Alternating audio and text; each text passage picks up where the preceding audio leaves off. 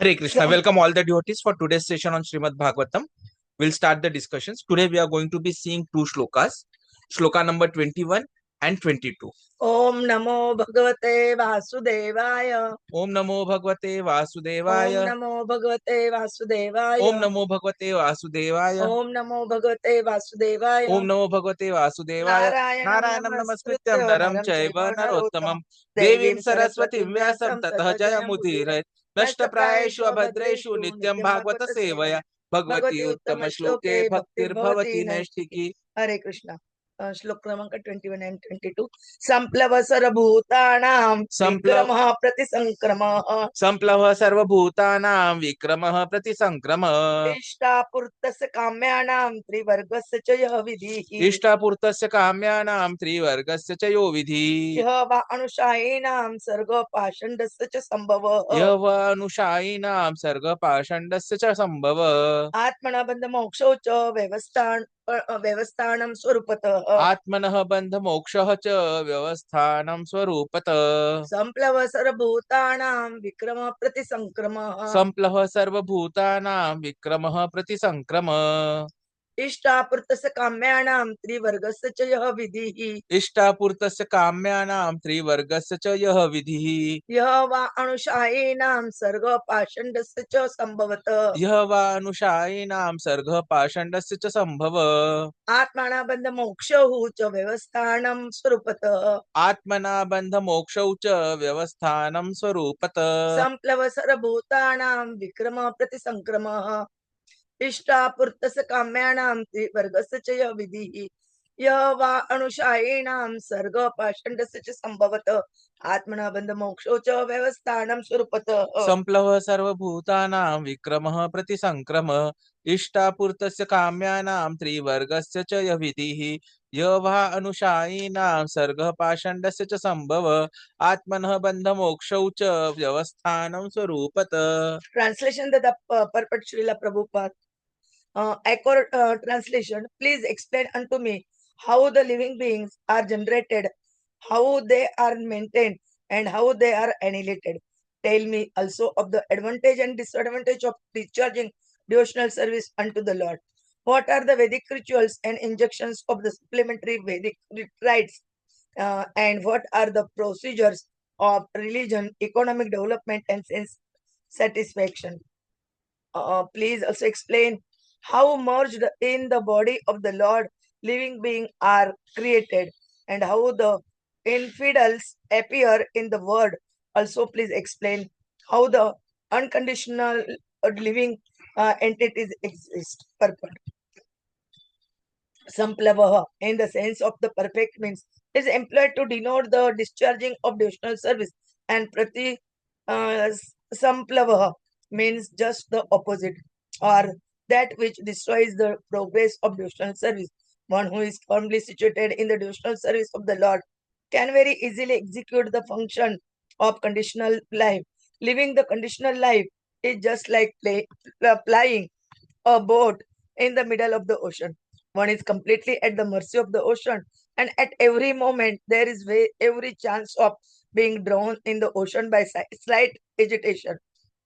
If the atmosphere is all right, the boat can fly very easily, undoubtedly. But if there is some storm, fog, wind, or cloud, there is every possibility of being drowned in the ocean. No one can control the whims of the ocean. However, one may be materially well equipped. One who has crossed the oceans by ship may have sufficient experience of such dependence upon the mercy of the ocean. But one can fly over the ocean of material existence by the grace of the Lord very easily, without any fear of storm or fog. It all depends on the will of the Lord. No one can help if there is some unfortunate danger in the state of conditional life. The devotees of the Lord, however, cross the ocean of material existence without anxiety, because the pure devotee is always protected by the Lord. Bhagavad Gita 9.30. The Lord gives special attention to his devotee in their activities within material conditional life. Bhagavad Gita 9.29. Therefore, everyone should take shelter of the lotus feet of the Lord and be sure devotee of the Lord by all means. One should know, therefore, from the expert spiritual master, the advantages and disadvantages of discharging devotional service, just as Mahārāja Parīkṣit asked his spiritual master, Srila Śukadeva Gosvāmī, according to Bhakti Rasamrita Sindhu, the science of devotional service, one should not eat more than what he requires to maintain body and soul together.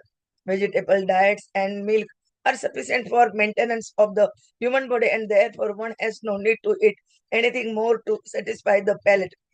One should also not accumulate money to become puffed up in the material world. One should earn his livelihood easily and honestly, for it is better to become a holy for an honest livelihood than to become a great man in society by hook and crook. There is no harm if one becomes the richest man in the world by honest dealings, but one should not sacrifice the honest means of livelihood simply to accumulate wealth. Such an endeavor is harmful to devotional service. One should not talk nonsense. A devotee's business is to earn the favor of the Lord. Therefore, a devotee should always glorify the Lord in his wonderful creation. A devotee should not decry the creation of the Lord, defying him by saying that he has created a false world. The word is not false. Actually, we have to take so many things from the word for our maintenance. So, how we can say that the word is false? Similarly, how can one think of the Lord as being without form? How can one become formless and at the same time have all intelligence and consciousness, direct and indirect? So, there are many things for a pure devotee to learn, and he should learn them perfectly from a bona fide personality like Śukadeva Gosvāmī. The favorable condition for discharging devotional service are that one should be very enthusiastic in serving the Lord.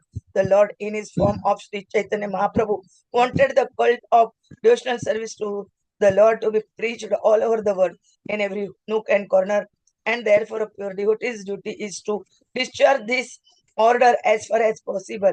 Every devotee should be very enthusiastic, not only in performing his daily ritual of devotional service, but in trying to preach the cult peacefully by following in the footsteps of Lord Chaitanya.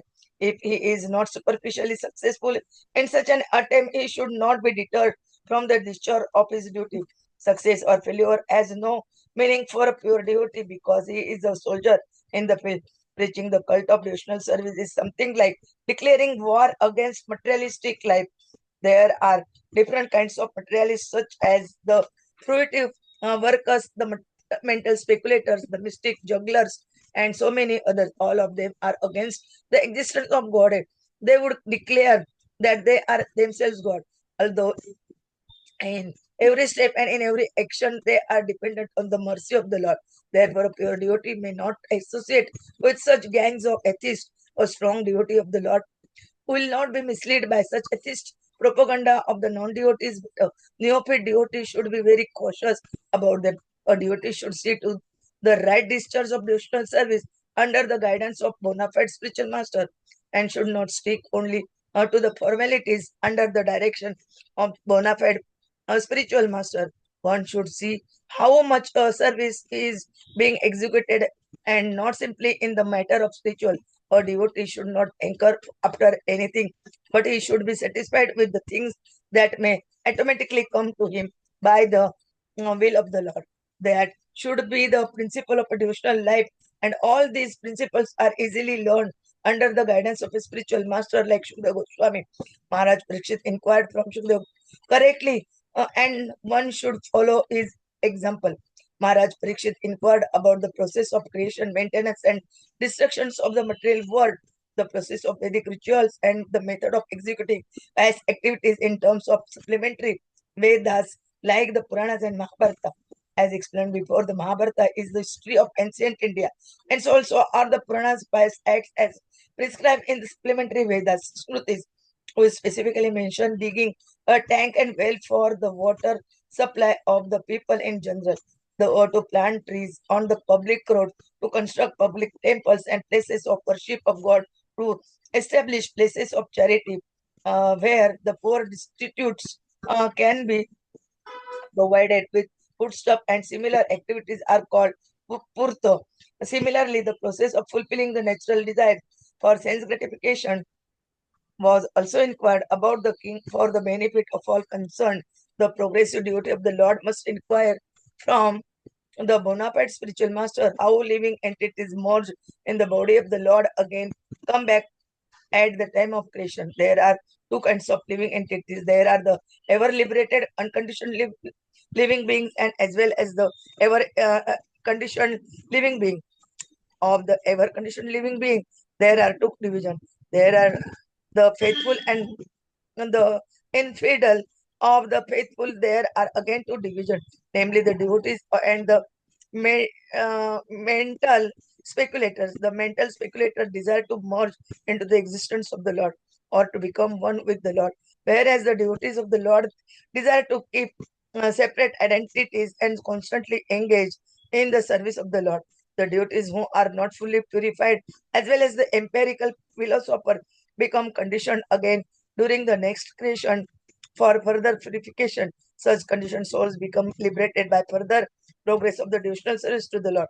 Maharaj Parīkṣit asked all these questions from the bona fide spiritual master in order to become fully equipped in the science of God.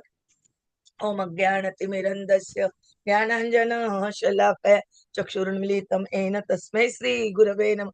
श्रीचैतन्यमनोभीष्टं स्थापितं येन भूतले स्वयं रूपः कदा मह्यं ददाति स्वपदान्तिकं। वन्देऽहं श्रीगुरोः सीतपथकमलं श्रीगुरून् वैष्णवान् च श्रीरूपं सागरजातं सगण रघुनाथान्वितं तं सजीवं साद्वैतं सावधूतं परिजनसहितं कृष्ण चैतन्य देवं श्री राधा कृष्ण पादान सगण ललिता श्री विशाखान्वितांच नमो ओम विष्णु पादाय कृष्ण पृष्ठाय भूतले श्रीमते भक्ति वेदांत स्वामिनिति नामिने नमस्ते सरस्वते देवे गौरवाणी प्रचारिणे निर्विशेष शून्यवादी पाश्चात्य देश तारिणे वांछा कल्पतरुवेच कृपा सिंधुवे एव च पतितानां पावनेभ्यो वैष्णवेभ्यो नमो नमः।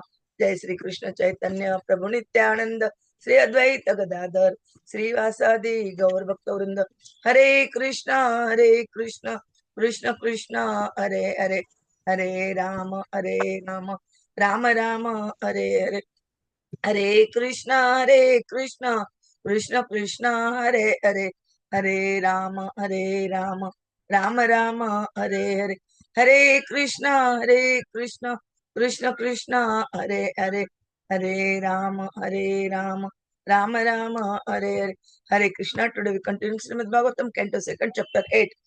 Questions by King Parīkṣit, and try to understand Shloka Kramanka 21 and 22. Here in this shlokas, Parīkṣit Maharaj asking Srila Śukadeva Gosvāmī about the living being, how they are generated, how they maintained and annihilated, and again the advantage and disadvantage of the uh, discharging the devotional service and Vedic rituals and injunction supplementary Vedic rights, and what are the procedures of the religion, economic development, and sense gratification, dharma, artha, kāma. And 22 shlokas they asking again to explain the merged in the body of the Lord living beings are created, how the infidel appears in the world, and again explain how the unconditional living entities exist. Like this, 6 questions they asking to Śukadeva Gosvāmī Maharaj. Prabhuji will tell us in nicely in detail. Hare Hare Krishna, Krishna. Hare Krishna, Krishna Krishna, Hare Hare, Hare Ram, Ram Ram, Hare. So very wonderful summarization which Mataji has done. As we look at the means by which we can cross this ocean of material life, and at the same time understand the destiny of the living beings. So as you have seen, these profound questions which Parīkṣit Maharaj is asking, they are not for his own benefits. They are all directed for our well-being, so that we are able to get out of this nescience. We are able to get out of this bondage in the material world. So whatever doubts we as living beings could have, they are being cleared here. And we are being given the perfect boat by which we can go back home, back to Godhead. So Parīkṣit Mahārāja is asking questions. How are living beings created, maintained, annihilated? What are the advantages and disadvantages of the devotional service? Because if you are going to be talking of the devotional service as the boat by which we are able to cross the Nisans, the obvious question comes is, what are its benefits and what are its losses?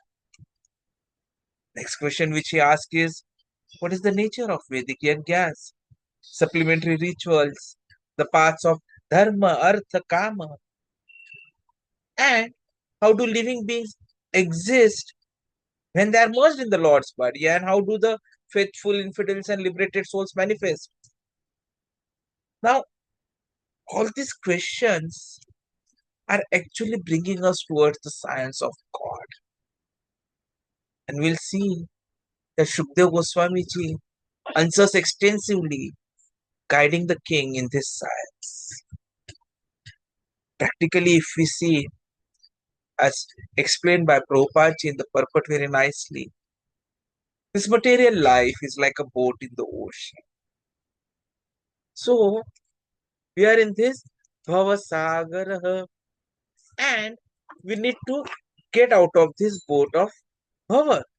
That is, we need to get out of this ocean of Nisans, the ocean of material world.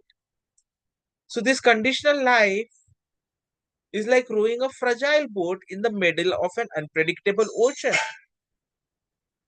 Now in the ocean, we don't know when there would be storm, when there will be waves, when there would be a glacier, anything. So we are always dependent on the mercy of the ocean, the mercy of the vagaries of nature. Similarly, in this material life, we have the three gunas, the Raja, Tama, and Satagun, which keep poking us, creating hurdles. Sometimes storms, sometimes waves, sometimes cyclones, and so on and so on. And that is why we always remain here. We are never able to cross over. But a devotee, however, crosses the ocean easily by the Lord's mercy. In Bhagavad Gita, 14th sloka of 7th chapter, Krishna declares that this divine energy of mine is difficult to overcome, but those who surrender unto me easily cross beyond it. Now, a man who is bound by hands and feet cannot free himself. He must be held by a person who is unbound, because the bound cannot help the bound. The rescuer must be unbound. Now, here Krishna is that rescuer. Daivihesha gunamaimam maya duratya mameva ye prapadyante maya metam tarantite. So that is where the advantage of devotion lies, that we get the protection by none other by the Lord Himself. The Lord personally protects His devotees. And this He gives a promise that don't worry, I will always ensure that you are protected in all circumstances, provided you are my devotee. Like in 13th sloka of the 9th chapter, Krishna says, Mahatmanah tu mam partha devim prakrutimashtrita bhajanti ananya manasa jnatva bhutadim avyaya. O son of Prutha, those who are not deluded, the great souls, they are under the protection of the divine nature. They are fully engaged in devotional service because they know me as the Supreme Personality of Godhead, original and inexhaustible. So great souls, the devotees, they are under the protection of Krishna. And then in 29th shloka, Krishna says, Samoham sarva bhuteshu na me dvesho asti na priya ye bhajante tu mam bhaktya mahi teteshu cha piya. I envy no one nor am I partial to any, I am equal to all. But whoever renders service unto me in devotion is a friend, is in me, and I am also friend to him. So, ye bhajanti tu mam bhaktya mahi. So the Lord gives special mention to his devotees. As taking shelter of the Lord's lotus feet ensures safety for our boat in this material ocean. And for that, Prabhupada ji quotes from Bhakti Rasamrita Sindhu the importance of discipline and conduct of devotees. Like, we should eat only as much as needed to maintain health. We should avoid hoarding wealth. We should earn livelihood honestly. We should not waste time in useless talk. A devotee glorifies the Lord's creation, never condemns the world as false. In fact, Prabhupada ji goes to the extent of saying that a devotee would like to be a coolie rather than earn by wrong means. Because what is important for a devotee is enthusiasm and preaching. Bhakti must not become a mechanical ritual. Sri Chaitanya Mahaprabhu ordered wide preaching of Bhakti. So a devotee stays enthusiastic in sadhana, preaches peacefully, unconcerned with success or failure. He acts as a soldier of the Lord, declaring war against materialism. And for that, he avoids atheistic company. Fruity workers, speculators, mystic jugglers, they oppose God. So especially beginners in devotion must avoid their influence. And we should continue to serve under Guru's guidance. Devotion should be measured not by rituals, but by how much service is truly rendered. A devotee remains content with what naturally comes by the Lord's will. What is important is pious acts and purta karma, the duties. Digging wells, planting trees, building temples, feeding the poor. They may be pious acts, but these are only to support dharma and social welfare. They are not the actual path to go back home, back to God. The actual path is serving under Guru's guidance. And that is why the modern priorities are most of the time criticized. Billions are spent on material science with little spiritual benefit. If such resources were directed to temples, prasad, service, billions would be uplifted. Real wisdom lies in Bhagavatam, in Bhagavad Gita. Like in the shloka, Prabhupada ji is talking about two kinds of souls, the Nitya Mukta and the Nitya Baddha. The ever liberated, always free, unconditioned, and the ever conditioned or bound by material nature. And even among the conditioned, there are those who are faithful and those who are infidels. So infidels are the atheists, they neglect or deny the Lord. And amongst the faithful, we again have the devotees and the jnanis. The jnanis, the speculators, they desire to merge into the Lord, but the devotees desire eternal service to the Lord. So during creation, the question which is asked by Parīkṣit Mahārāja is, what happens to these people? Those merged in the Lord's body, they re-emerge. So imperfect devotees and philosophers, they are conditioned again for further purification. But by progress in devotion, they ultimately obtain liberation. So if you don't take up to bhakti, we again have to re-emerge. We again have to go through the same cycle after a little break. So the choice is with us. Whether we would like to take this opportunity as the right opportunity or we would like to utilize it, go for a break and then again suffer again. So these two shlokas, they're making it very clear. Crossing the ocean of material life alone is impossible. Only by the Lord's mercy and pure devotion, this crossing can become easy.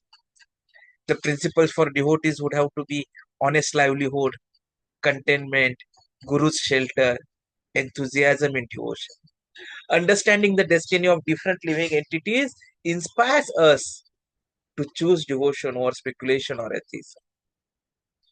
So only the boat of devotion carries us across material existence. Living entities can take different paths. Some remain liberated, some speculate, some disbelieve. But only devotion ensures protection and ultimate liberation under the Lord's grace. Hare Krishna. Thank you very much.